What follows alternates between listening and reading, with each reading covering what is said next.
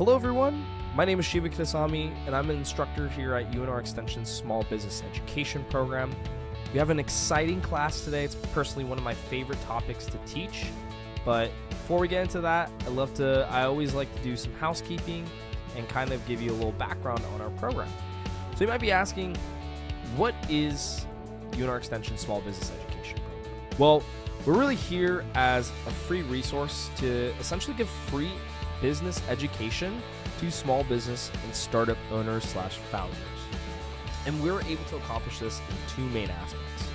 One is through our virtual classroom, which can be found on our website. So if you just go into Google and search up UNR Extension Small Business Education Program, it'll be the first link right there. And in regards to that virtual classroom, we have tons of videos that cover our 5 main categories. So if you're new, that's finance, operations, marketing, management, and startup.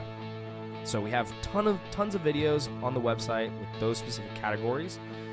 But if you are on YouTube, you can also check out our playlist where we have all of our videos there as well. Furthermore, another aspect that we are able to basically give free education or business education is through our in-person classes. So if you are in the Southern Nevada or the Vegas area, highly recommend you come into our physical classes because oftentimes we do give, me and a couple of our other instructors do give a little bit more perspective on the topics that we teach. I also like to point out that there might be classmates in there that might ask really good questions and that you didn't really think about, and it might help guide you in a specific path. So highly recommend you coming in to take a look. And also it's going to be great for you because you can ask questions right then and there. And we can give you an answer. But furthermore, if you do have any questions throughout this video, feel free to put that in the comments and we'll try to get back to you as soon as possible. Anyways, one last thing I always like pointing out, a little bonus resource we have is our Biz Live podcast. And it's essentially a podcast where we bring in professionals in the industry that are involved with the small business or startup ecosystem. And we just pick their brains on their work and their experience in this ecosystem. It's a really great podcast. Highly recommend checking it out. It's called Biz Live Podcast. We're on Spotify and Apple Podcasts. You can also find all that information on that website as well. Anyways, not going to bore you anymore. We're going to get right into this class and talk about Pitch Perfect, Mastering Startup Fundraising. So, what do we got on the agenda? Well, we got a couple different things. First, we're going to do an introduction to pitching and what it is. We're also going to look at telling your startup story, as this is going to be a really important concept that most people don't even think about when they're creating a pitch deck or they're trying to pitch to investors. Next is going to be how you're going to be able to present financial projections, as you might be creating your pitch deck and you're like, how do I do this? It can seem daunting at first, but once you kind of had some tips, it'll be smooth sailing from there. Next topic is crafting a value proposition. How do you do that? And lastly is the art of delivering a persuasive pitch. So actually delivering it. What are the different techniques and how do you go about telling that startup story and communicating that to your audience? And then usually when we have our in-person class, I do a Q&A. We're obviously going to skip this. So let's get right into it. Introduction to pitching. First, we're going to look at why pitching matters. Then we're going to look at an overview of the fundraising process. And then lastly, we're going to look at importance of a great pitch in securing funding. Okay. So, why does pitching matter? Well, the first point I would like to direct to you guys is first impressions. Anything in life is all about first impressions, but more importantly, when you are pitching, especially to investors, first impressions count. The pitch is often your first interaction with new customers or even potential investors. So it's ultimately going to set the tone and determine whether investors want to learn more about your business or dismiss it altogether. Furthermore, it's also important that you have confidence, clarity, and brevity. Oftentimes, investors make snap judgments within the first few minutes. So how you start matters a lot. And we're going to go over some of those key aspects on how you're able to achieve confidence, clarity, brevity. We're going to be talking about those techniques later in this class. Next up is it's more than just an idea. And this is an important concept. We got a little video right here on a product from Shark Tank. But before we look at that, let me kind of just go a little bit more in depth with this point. Your product or service, it's more than just an idea. Even if you have a groundbreaking idea, it won't sell itself. Investors are not just evaluating the product, and same with customers. They're not just evaluating the product, but also your ability to execute the vision. A great pitch shows your expertise, leadership, and readiness to scale. Remember, investors are not just buying into the idea, they're buying into the founder's ability to bring it to life. So with that being said, I want to show a pitch where it demonstrates that. It demonstrates not just the product, but the overall brand and the person behind that product and brand. So Shark Tank, one of my favorite shows. Great example of this.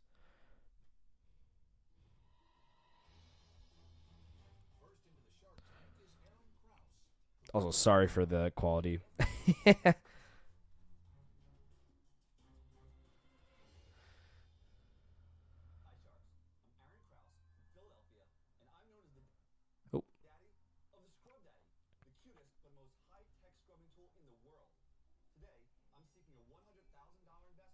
Exchange for 10% equity in the Scrub Daddy business. It's the greatest kitchen scrubbing tool you ever used because Scrub Daddy completely changes its texture by just adjusting your water temperature. Let me show you how that works. Here I've got some hot water, here I've got some cold water. When I immerse the Scrub Daddies in the hot and cold water, a complete transformation occurs. Now, to show you that, I've got 10-pound weights. Here, under the 10 pounds, it's soft and compressible, and that's like a sponge. That's for your general scrubbing applications. But here, check that out. It's hard and firm. That's going to be for heavy-duty scrubbing applications. We burned on brown and gravy, tomato sauce, cheese, and mustard onto a glass stovetop and a stainless steel pan. I'm going to take the Scrub Daddy, and you're going to see it's just going to attack right into that burned-on mess, scrubbing it right off. And remember, I'm just using water here. There's no chemicals at all, and it's going to cut right through that. It won't scratch any of your surfaces, but it will clean them beautifully. Now, Scrub Daddy's not really smiling anymore, so I'm going to put him here in the warm water. In just a couple seconds, voila, he's back to bright, fresh, and clean every time. Sharks, that's not just another smiling face. You put it on your hand, you can get to the bottom and clean the sides in one move. And that smiling mouth, that cleans spoons, knives, forks, spatulas, even large serving spoons on both sides at the same time. Sharks, with your help, Scrub Daddy will be scrubbing and smiling in every kitchen in the world. Woo! So I like to end it there. This is a really, really great episode that I always like highlighting when it comes to pitching because it's such a great pitch. It talks more not on just the product itself, but also everything outside of that. If you probably could tell, he had a smile on his face, which demonstrated the same smile that was on the sponge. Also, he had a very enjoyable presence when he was, cleaning the spoons with the, with the mouth. And you could see the judges were also smiling too. So ultimately, the brand is this very vibrant, happy, enjoyable brand, essentially. And he was able to demonstrate that through this pitch. So when you're pitching, it's not just the product that you're pitching, but it's everything. So the product or service, the brand, the people who are being behind it, the vision, the why, being able to express that and have the investors feel an emotion is going to take you to extreme heights. And the last point why pitching matters is competition is fierce. Remember, investors hear hundreds, sometimes thousands of pitches. A strong, well-executed pitch will help you stand out from that noise. Okay? The goal is to leave a lasting impression. So, with that being said, before I give you an insane statistic, this is DoorDash at YC Combinator in summer 2013. This is when they were first starting. If you don't know, YC Combinator is one of the most popular tech accelerators in the world. DoorDash came out of it. Airbnb came out of it. Many companies came out. But this is going to be a really quick video. Hopefully you guys can hear this. But let me just play it. And this is going to give you an idea of them talking about competition and how they communicate that and what they express to potential investors for their company. If it will load. Come on.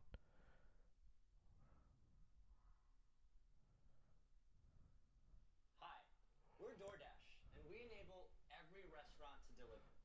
For customers, we offer restaurant food delivery in under 45 minutes. And for restaurant owners, we provide our own drivers, and we Oh.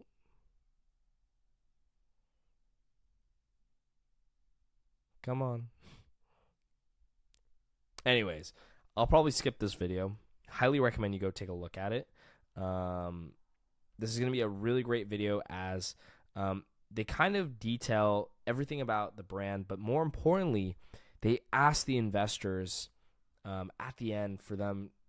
Their ask is not them to invest money, but their ask is, if you're interested, come and talk with us. And flipping that table, flipping that dynamic is really going to make you memorable. And that's the key point I want you guys to take away from this video, is that you want something memorable. You want investors to see something that's different, something that breaks the mold, if you will. And that doesn't just have to be the idea or the product. Maybe it's a mediocre product, but the way you are able to articulate it and communicate it and the ask could just be slightly different from what they hear usually. So there's a really cool statistic that shows that there's about 1,000+ pitch decks created and submitted each day worldwide. This is insane. This is each day. So if I was getting 1,000 pitches, I would also be fatigued and kind of annoyed. Not annoyed, but I would just, be looking, wouldn't want to waste my time with something that's just going to be like the others, right? I want to see something that's different.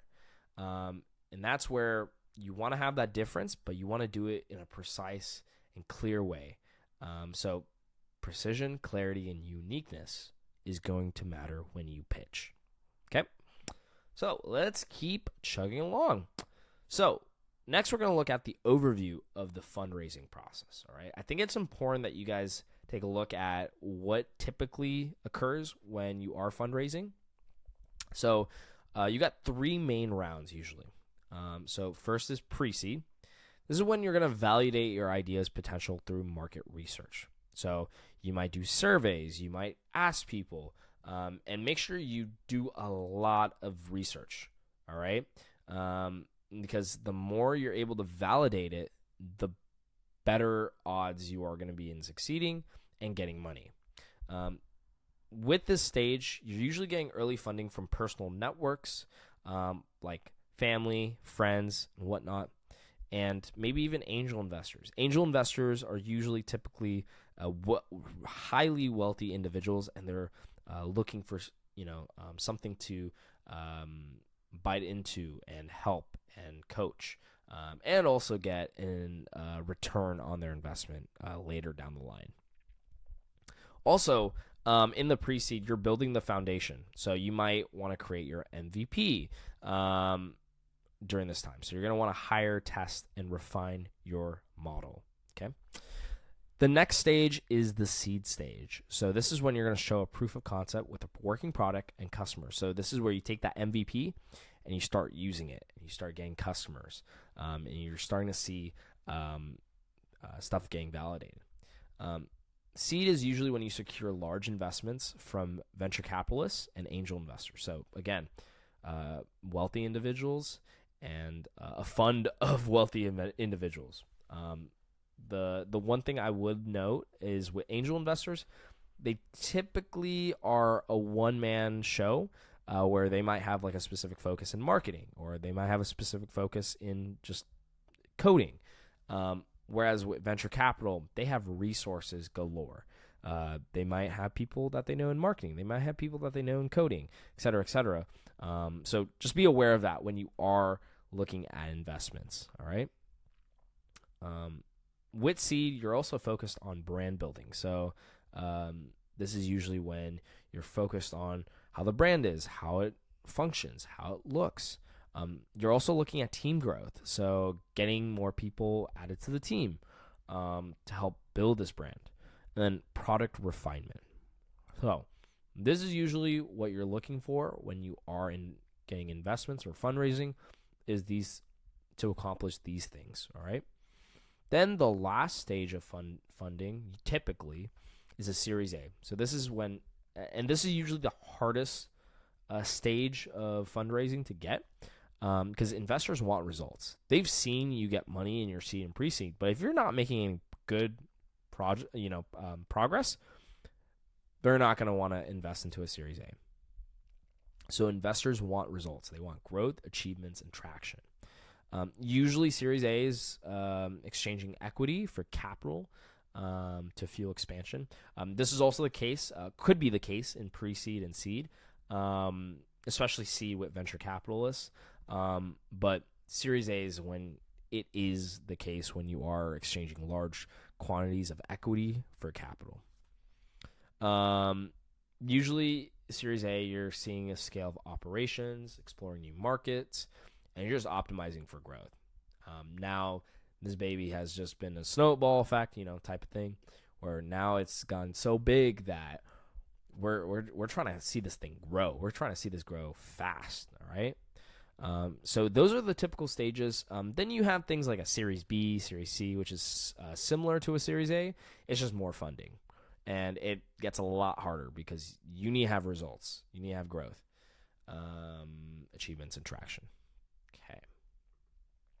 So next is the importance of a great pitch in securing funding. So first up, telling the right story. A great pitch isn't just about facts and figures. That was personally my misconception at first. A little background, if you haven't seen any of my other videos, highly recommend you do. But a little background is I used to own a startup at the University of Nevada, Reno, where it was a coffee tea delivery service tailored for college students and college campuses. So I have a ton of experience with pitching, running a team, going to market, et cetera, et cetera. And when I was first starting out and I was creating a pitch deck, I thought it was just about facts and figures. I later came to realize that it's not just that. You're wanting to tell a very compelling story because investors want to be inspired by that story, that vision, and might feel motivated to help you achieve it. Which goes into the next point, which is building investor confidence. Keep in mind, you're not just getting, from your perspective, you might just be getting money, but in the investor's perspective, they're betting, and it's a huge gamble. And for them, that huge bet is not just on the business model, but also the founder and the founding team. So a great pitch will oftentimes show that you're the right person to lead the venture, maybe not just you, but also your team to lead the venture, and that you understand the risks and opportunities. That's why I mentioned to do the right market research. If you know your industry really, really well, you know your finances really, really well, they're going to be confident in investing into you. All right. Which goes right into my next point, which is demonstrating market understanding. Investors need to see that you fully understand your market and your customers. Just put yourself in their shoes, right? If you're investing into a potential business that's going to change the world, right? But the product might be great, but the person that's selling it has a ton of holes that they just don't have the information. They don't have the facts in check. That could be concerning. I wouldn't feel comfortable with putting my money in that product. Even though it might be a great product, first of its kind, I might potentially go with someone who has a stronger pitch. So a strong pitch will demonstrate you've done thorough market research and know where your product service fits. Another point that I kind of also mentioned was the investor ROI, or the return on investment. Remember, a pitch that focuses solely on the product might not convince investors. They want to know how they'll get a return on the investment. So your pitch should make it clear how their money will be used to grow the company and generate future profits. And this is where we're going to be looking at the financial projections on how to do that. But ultimately, too, this is where you're going to be selling that emotion aspect. So obviously you have the facts and figures, but showing that emotion, showing hey, like, this is what people need. People need this thing. So it's all about investor ROI at the end of the day. So, which goes into my next point, or next section of this class, which is tailoring your pitch. Remember, when you're pitching, it's not just to one, category of individuals, not just to investors.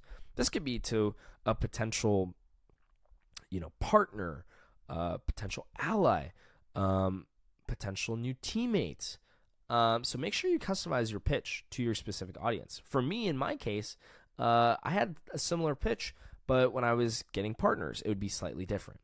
Maybe I would focus more on that partner relationship and how that would work, right? But maybe that content wouldn't be best for when I'm going to a pitch competition, right? Maybe I want it a little bit more abstract and focus more on the vision, the story, and the facts and figures to back that up, right? So make sure you tailor your pitch. So, next point that we have in this class is telling your startup story. So, first we're going to look at power of storytelling. Second, elements of a strong story. So, power of storytelling. When you watch a great movie or read a great story, you usually have some sort of way that you feel, an emotional connection. And it's the same with pitching. You want to have an emotional connection with investors. Have them feel that why. And you can easily do this by just channeling in the why you had this idea. Where did this idea come from? What motivated it? And what made that emotion spark you to actually go in and make a product, right? Another aspect of storytelling that you can look at is creating a narrative arc. So at beginning, problem, solution, success. Okay. Now, here are some elements that I believe resemble a strong story, right? So founder's background and motivation. So you might have a little background on who you are, what you've done personally, or companies that you might have been involved with. Anything that can give a little bit of that investor confidence, right? Next is the market problem your startup addresses. This is ultimately when you're going to bring that emotion, that why, right? And then you're going to tie that in to your innovative solution and why it's unique. Here's a problem, right? This is a big problem, but don't you worry. I have a great solution for this. Bam. That's when you hit them with that punch, if you will, in that story. Next, we're going to get into presenting financial projections. So we're going to look at importance of financials and also key financial metrics to highlight. So, importance of financials. Again, we want to build that investor confidence. Show them the cold hard facts, right? Because if you just give a lot of emotion, but they're like, great, that's awesome. I'm sad for you, or I'm happy for you. I'm glad. But what is this going to do for me? How am I going to get my return? Well, if you show them the cold hard facts, it's hard to resist. Let's just say that. Also, another important of the financials is demonstrating scalability and future potential. How big are you expecting the business to be? Personally, what I did was in my financial projections, we had about 3 years of revenue projections that we were projecting. And the first year, typical, very conservative. I would highly also recommend being conservative with your financial projections. But the second year, we doubled our revenue amount. And the way we explain this is that, hey, this is not a mistake. Our goal, our business goal, is to expand to another campus. And by the end of the first year, we want to retain about 80 to 90% of coverage at the university in regards to 80% of 90% of students knowing us, using us, etc. Right? So the financial projections is really going to give a little bit more of a quantitative background of the idea and its potential scalability, right? Here are some key financial metrics to highlight. You want to look at a revenue model, so how much money you make, customer acquisition cost, so how much it costs to acquire a customer, lifetime value, and then burn rate and runway. So if you've already gotten funding, what's your burn rate? So how much cash are you eating through, essentially? And how much money do you have left if you don't get this investment? That's only applies, again, if you've already taken investment. So next, crafting a unique value proposition. We're going to look at what a unique value proposition is, or UVP, how to showcase your UVP, and highlighting traction and achievements.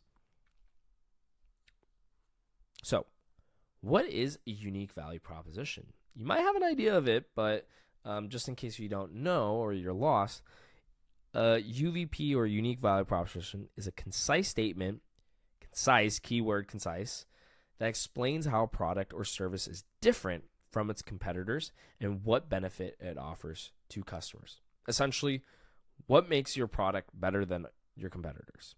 And what benefit does it offer to customers, right? Easy enough. Some ways you can showcase this is, one, what makes your solution different? Actually physically showing your product.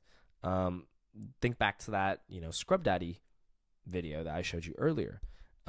He literally showed, because a lot of people know that it's really hard to clean, those messes on, glass stoves, for example, with, just a sponge by itself and water. So he was able to show how that unique selling point of different firmness per water temperature, you don't need any chemicals. You can just do this. So he physically showed that. This might be in a different manner for you. It just all kind of depends on what type of story you're trying to tell, right? Another way you can showcase your USP, or maybe additional way, is how are you solving the problem better than competitors? So you might want to show a chart of your competitors, and you might have 4 main features, core features, if you will, of your product or service. And you want to make sure you have your 2 or 3 main competitors and then your brand. And then your brand needs to check all of those boxes off. And you need to truly see certain things that your competitors have and don't have, and be honest.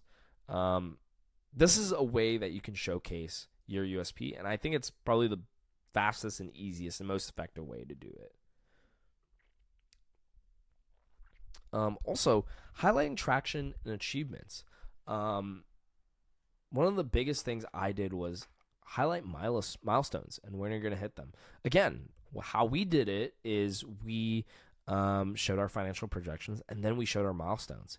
And we were able to reaffirm, hey, you saw it in the financial projections and we just mentioned it. But this is our actual more in-depth look at that specific financial goal as well as business goal of expanding to a second campus. Also, I think it would be in our milestone tractions and achievements slide, and keep in mind, this could be an entire slide, showing any partnerships, early revenue, product launches, etc. That's just going to show that you have a plan in place, and you've already been working on some of these things. So there's partnerships. So next, now we kind of have an idea of how to create a pitch deck and a pitch, and some of the elements of it.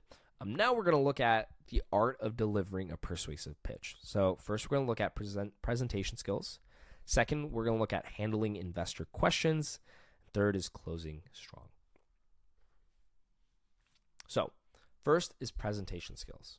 We're going to look at body language, eye contact, and confidence.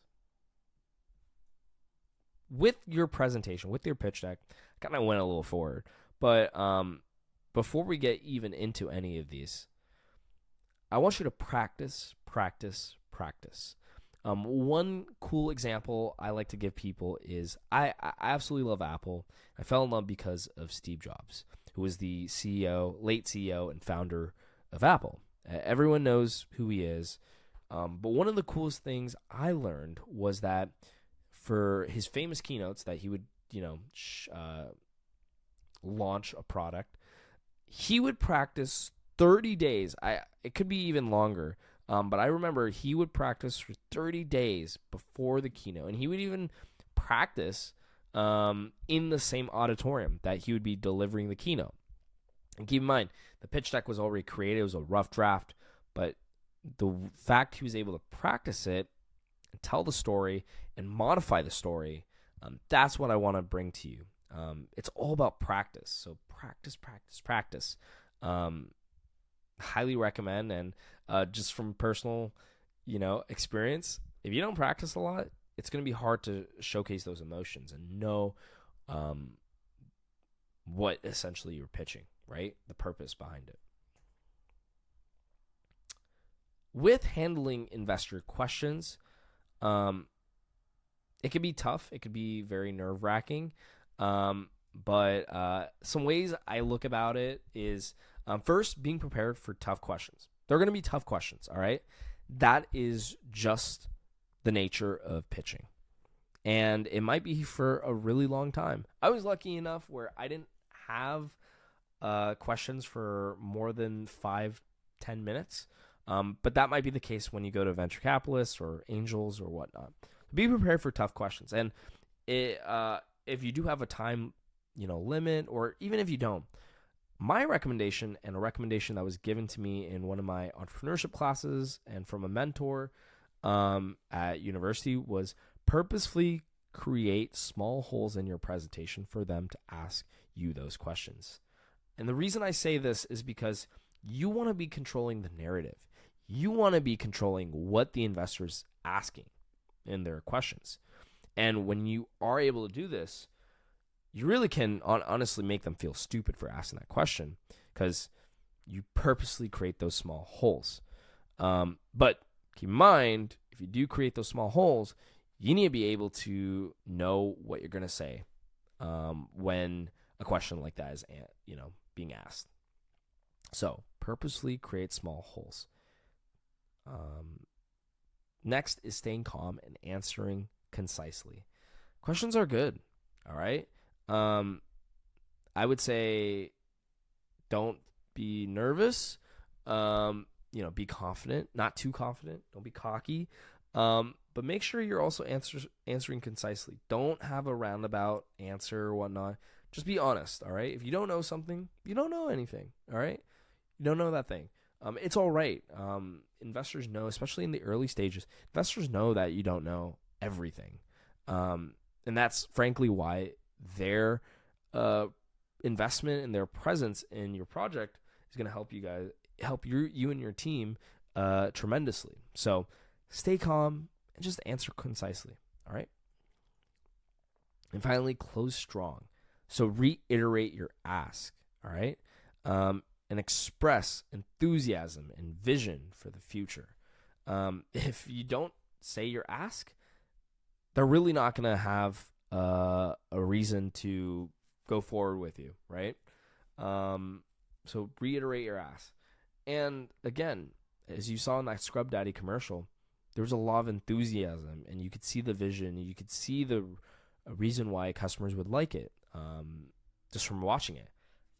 So make sure you're expressing enthusiasm and vision for the future of you, your brand, and your product or service. Some common mistakes to avoid is overloading your pitch deck with information, a ton of information. So I would recommend another cool fact that I got from Steve Jobs was he purposely made the font size, I believe like 130 or 100, some insane amount. So he could literally put less words on the slides. And the phrase where pictures speak louder than words is really, really going to be important when it comes to pitching, creating a pitch deck, and delivering that pitch. So don't overload your slides with information, okay? Secondly, not knowing your numbers. I've fallen victim to this so many times throughout my career with this startup and in college and doing, investor panels. It's not a good look if you don't know your numbers. So don't put that responsibility to a single person. I highly recommend you collaborate and you and another person both know the answer. Okay.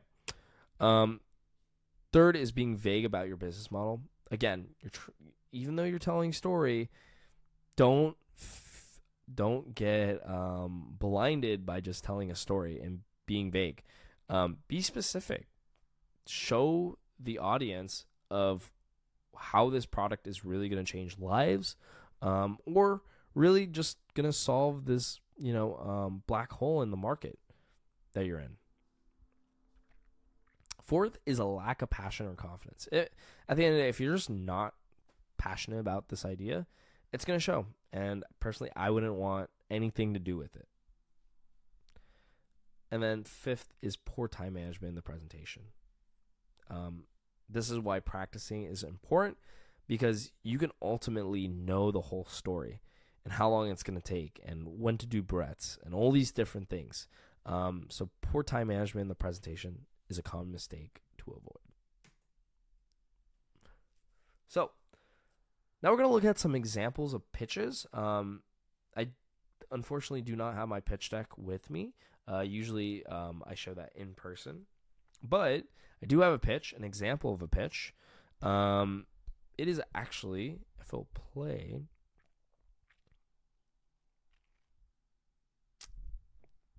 it is from Steve Jobs introducing the first iPhone in 2007.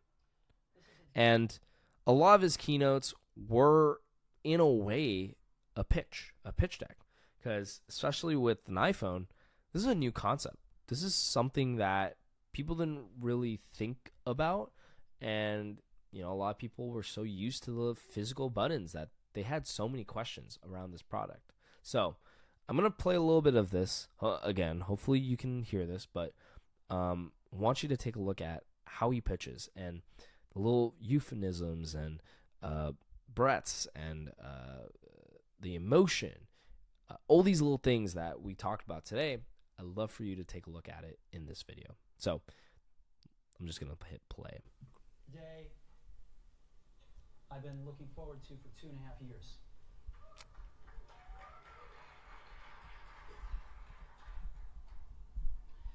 Every once in a while, a revolutionary product comes along that changes everything. And Apple has been, well, first of all, one's very fortunate if you get to work on just one of these in your career. Apple's been very fortunate. It's been able to introduce a few of these into the world. In 1984, we introduced the Macintosh. It didn't just change Apple, it changed the whole computer industry.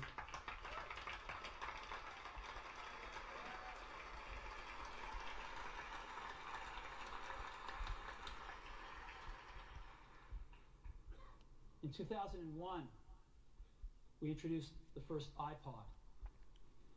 And it didn't just change the way we all listen to music. It changed the entire music industry. Well, today, we're introducing 3 revolutionary products of this class. The first one is a widescreen iPod with touch controls.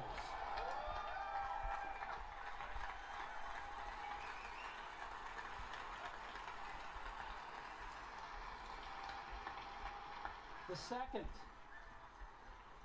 is a revolutionary mobile phone.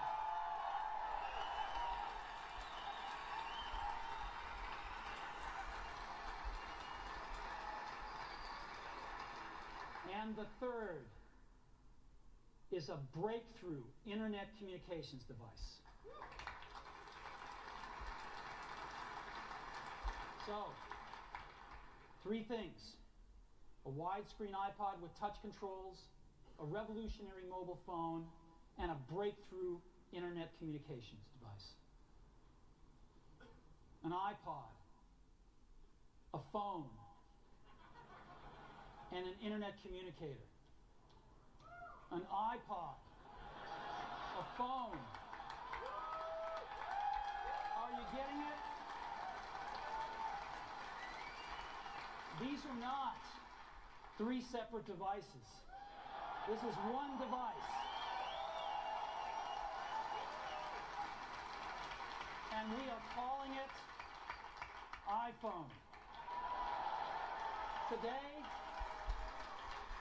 Today, Apple is going to reinvent the phone. And here it is.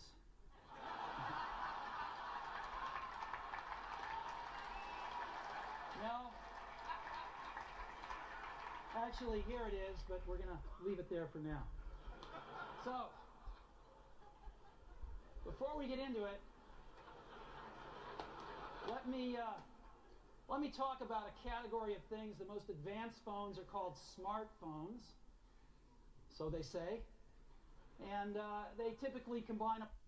So I am gonna stop it right there because I think that first part was just killer with telling a story, and it really reinvigorated confidence because you saw that Apple, and obviously Steve Jobs, who embodied Apple,